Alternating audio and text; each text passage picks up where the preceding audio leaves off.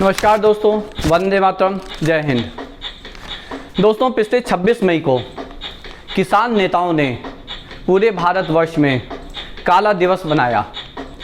दोनों तरफ के दोनों पक्षों की मीडिया ने उसे अलग अलग तरीके से उसे पेश किया। एक पक्ष की मीडिया ने उसे बहुत ही सफल बताया और ये दिखाने का प्रयास किया कि किसान कितने बेहाल हैं और किसान नेता कितनी मेहनत करके उनके लिए लड़ाई लड़ रहे हैं।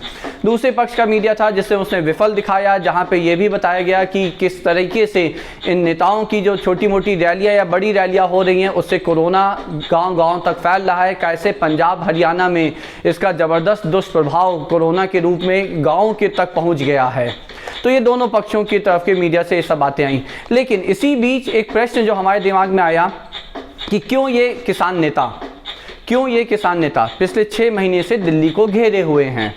तो इसको जानने के लिए हमने थोड़ा सा एक प्रयास किया कि पुराने डेटा को निकाला जाए कि पहले किसानों की क्या स्थिति थी और आज किसानों की क्या स्थिति है। तो आज ये किसान नेता क्यों दिल्ली को घेरे हुए हैं, ऐसा कौन सा विकट समस्या किसानों के सामने उत्पन्न हो गई है पिछले कुछ वर्षों में।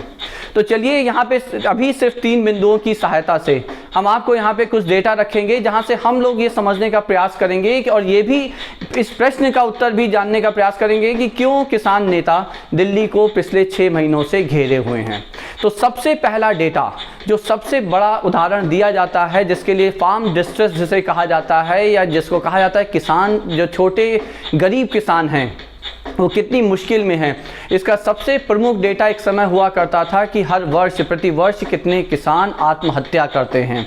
तो यहाँ पे मैं आपको बता दूं कि लगभग 2002 से लेकर 2009 तक लगभग प्रति वर्ष 17,000 किसान दोस्तों आत्महत्या करते थे। 2010 के बाद से ये संख्या घटनी कम होती है। 2014 में लगभग यहाँ पे 12,000 जो किसान थे वो आत्महत्या करते हैं और 2019 का जो लास्ट डेटा अवेलेबल है वो 2019 का है। 2019 में लगभग 10,300 किसान आत्महत्या करते हैं। तो यदि हम 2010 तक से उसे तुलना करें, 45% की कमी आई है किसानों की आत्महत्याओं में। और अगर सिर्फ 2014 से भी कंपेयर करें की तुलना करें तो लगभग 20% की कमी आई है आत्महत्याओं में। तो ये जो किसान बड़े बड़े किसान नेता हैं, किसान के हितैषी हैं, क्यों इन किसान नेताओं ने तब दिल्ली को नहीं घेरा जब 17,000 18,000 किसान प्रति वर्ष आत्महत्या करता था, तब इन्हें क्यों नहीं याद आई उन किसानों की? क्योंकि उसमें से ज़्यादातर किसान बहुत छोटा गरीब किसान था, जो ज़्यादातर पंजाब हरियाणा के किसान बहुत कम हुआ करते थे, ज़्यादातर महाराष्ट्र, आंध्र प्रदेश, तेलंगाना के किसान हुआ करते थे।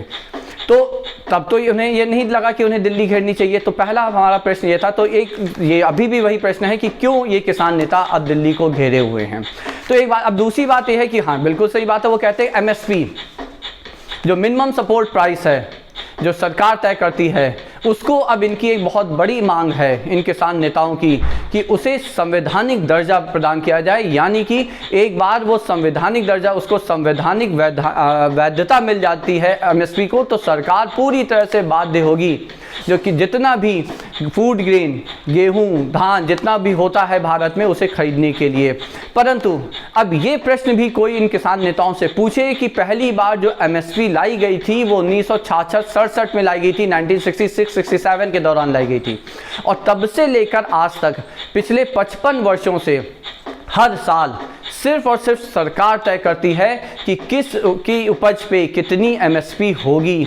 कोई संसद और कोई संविधान इसमें कहीं भी बीच में नहीं आता है। तो पिछले 55 वर्षों से यदि इन्हें इस बात का पता नहीं चला या इसकी याद नहीं आई, तो अचानक से पिछले 6 महीनों में ऐसा क्या हो गया कि इन्हें ऐसा लगने लगा कि नहीं, MSP तो संवैधानिक दर्जा मिलना चाहिए, उसको एक संवैधानिक वैधता प्राप्त होनी चाहिए, जिससे चलते सरकार पे ये पूरा का पूरा इतना बड़ा बोझ आ जाए कि वो पूरे की पूरी धान खरीद करे। अगर आपको पता हो तो पिछले जो उपज की जो सीजन था उसमें 300 मिलियन टन ये उपज हुई है। और अगर ये MSP पे खरीदा जाए दोस्तों, तो उसके लिए बजट जो सरकार को रखना पड़ेगा वो 18 लाख करोड़ का रखना पड़ेगा। और अब मैं अगर आपको बताऊं कि पिछले बजट में जो सरकार ने जो रक्षा के लिए इंफ्रास्ट्रक्चर के लिए, हेल्थ के लिए और शिक्षा के लिए जो बजट रखा है वो 12 लाख करोड़ है। तो उसका 1.5 गुना, इन सबको मिला के उसका 1.5 गुना बजट सिर्फ और सिर्फ धान खरीद का होगा। और कहाँ ये सरकार खरीद के रखेगी, उसके लिए कितना इंफ्रास्ट्रक्चर चाहिए होगा, उसको मेंटेन करने के लिए कितना चाहिए होगा, इससे किसी को कोई मतलब, किसान नेताओं को मतलब नहीं, जनता को मतलब है, किसान नेताओं को मतलब नहीं, उन्हें तो सिर्फ दिल्ली घेरने का एक बहाना चाहिए। तो ये दूसरा हमारे लिए फिर से वही प्रश्न है कि क्यों एमएसपी की याद जो उन्हें 55 वर्षों से ना आई, कभी इन्होंने दिल्ली क्या कोई शहर भी नहीं घेरा, 6 महीने तक से वो दिल्ली को घेरे हुए हैं। अब तीसरी बात करते हैं, जो किसानों की हित की बात हो रही है, तो चलिए उस पर भी एक बहुत बड़ा मुद्दा मैं आपके सामने रखता हूं कि जो 86% किसान हैं भारत में वो छोटे और गरीब किसान हैं। मतलब अगर हम उनकी डेफिनेशन पे जाएं तो जिनके पास या 2 हेक्टेयर से कम की ज़मीन है या 1 हेक्टेयर से कम की ज़मीन है उन्हें मार्जिनल फार्मर्स कहते हैं, और जिनके पास 2 हेक्टेयर से या 1 या 2 हेक्टेयर के बीच की ज़मीन है उन्हें हम छोटे किसान कहते हैं। 86% किसान इस कैटेगरी में आता है। 2009 के आसपास मनमोहन सिंह की सरकार थी, यही प्रधानमंत्री थे, जब पहली बार फार्म लोन वेवर का जो शुरुआत की गई, लगभग वो उन्हीं के द्वारा की गई। जब वो विदर्भ के एक दौरे पे जाते हैं, जब किसान बहुत ज़्यादा आत्महत्या कर रहे होते हैं, और वो सबसे बड़ा डिक्लेरेशन एक फार्म रिफॉर्म के नाम पे सबसे बड़ा डिक्लेरेशन करते हैं कि उन्होंने इतने हज़ार करोड़ का वो जो फार्म लोन था उसे वेव ऑफ कर दिया। तो क्या किसी ने तब पूछा उनसे कि कितने किसान हैं, छोटे और गरीब किसान, जिन्हें बैंक से लोन मिलने की सुविधा प्राप्त है? क्या उस सरकार ने उनका खाता भी खुलवाया था कि वो बैंक से लोन ले सकते? प्रधानमंत्री जब मोदी आते हैं 2014 के बाद, तो 45 करोड़ के करीब जनधन खाते खुले हैं, उसमें कई करोड़ वहाँ पर गरीब किसानों के भी खाते खुले हैं। तो अब जब उनके पास खाते खुले हैं तो कम से कम एक चांस तो बनता है कि उन्हें लोन मिल सके। पहले वो कहाँ लोन वेव ऑफ कर रहा है, किसका लोन वेव ऑफ कर रहा है? क्या वो गरीब किसान तक पहुँचा? इसे हम ये नहीं कह रहे किसी को नहीं फ़ायदा हुआ, किसानों को फ़ायदा हुआ, मझोले किसानों को फ़ायदा हुआ, बड़े किसान भी आखिर किसान हैं, वो भी अन्न ही का उत्पादन कर रहे हैं जिससे कि हम लोगों का पेट भर रहा है। लेकिन जो 86% किसान हैं वो तो पीछे छूट गए।